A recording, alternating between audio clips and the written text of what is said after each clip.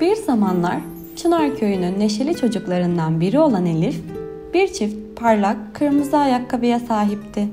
Bu ayakkabılar o kadar güzel parlıyordu ki güneşin altında yıldız gibi ışıldıyordu. Elif ayakkabılarını her gün severek giyer, onlarla koşar, zıplar ve dans ederdi. Bir sabah Elif uyandığında ayakkabılarının yerinde olmadığını fark etti. Onları yatağının kenarına koymuştu ama şimdi yerlerinde sadece boş bir halı vardı. "Ayakkabılarım nerede?" diye bağırdı. Annesi, "Belki dün akşam yanlış bir yere koymuşsundur," dedi. Ama Elif ayakkabılarını tam olarak nereye koyduğunu hatırlıyordu. Elif tüm evi aradı. Dolapların altına baktı, bahçeye çıktı ama ayakkabılarının iz yoktu.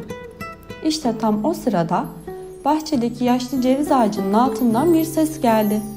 Fısıldayan bir ses, "Eğer kayıp ayakkabılarını bulmak istiyorsan ormanın derinliklerine git," diyordu. Elif şaşırmıştı. Bu sesi takip etmeli miydi? Biraz tereddüt etti ama yine de hemen ormana doğru yola çıktı. Ormanda yürürken önce karga Kiki ile karşılaştı. Kiki, "Eğer ayakkabılarını bulmak istiyorsan nehir kenarındaki Kurbağa Nero'ya gitmelisin," dedi. Elif teşekkür ederek nehir kenarına vardı. Kurbağa Nero, "Ayakkabılarını bulmak istiyorsan Gökkaya Tepesi'ne çıkmalısın," dedi.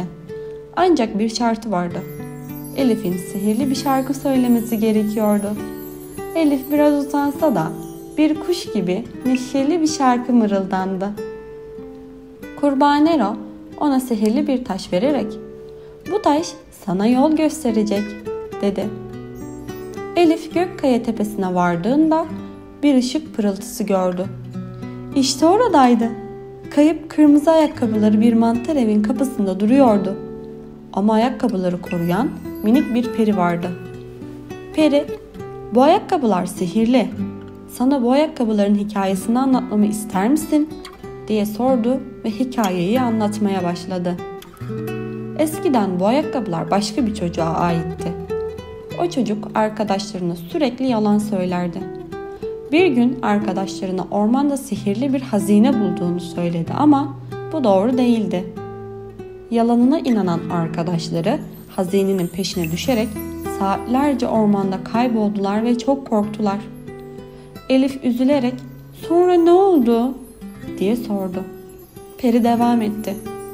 Çocuğun yalanı ortaya çıktı ve arkadaşları ona bir daha güvenmedi. Çocuk bu yüzden çok yalnız kaldı. Yalan söylemek insanları kırar ve güveni yok eder. Ama ayakkabılar doğruyu söyleyen ve yüreğinde sevgi taşıyan birini bulmak için buraya geldi. Elif Peri'nin anlattığı hikayeden çok etkilenmişti. "Ben asla yalan söylemeyeceğim," dedi. Çünkü yalan sadece insanları üzmekle kalmaz. Aynı zamanda arkadaşlıkları da yok eder. Peri Elif'in sözlerine gülümsedi. "Sen bu ayakkabıları hak ediyorsun," dedi ve ayakkabıları ona verdi. Elif ayakkabılarını aldı ve içinden bir dilek tuttu. "Keşke herkes her zaman doğru ve dürüst olsa."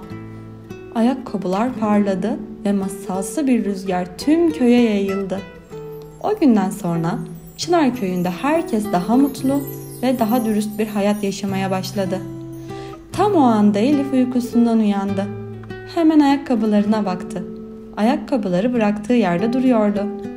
O an tüm olanların bir rüya olduğunu anlamıştı.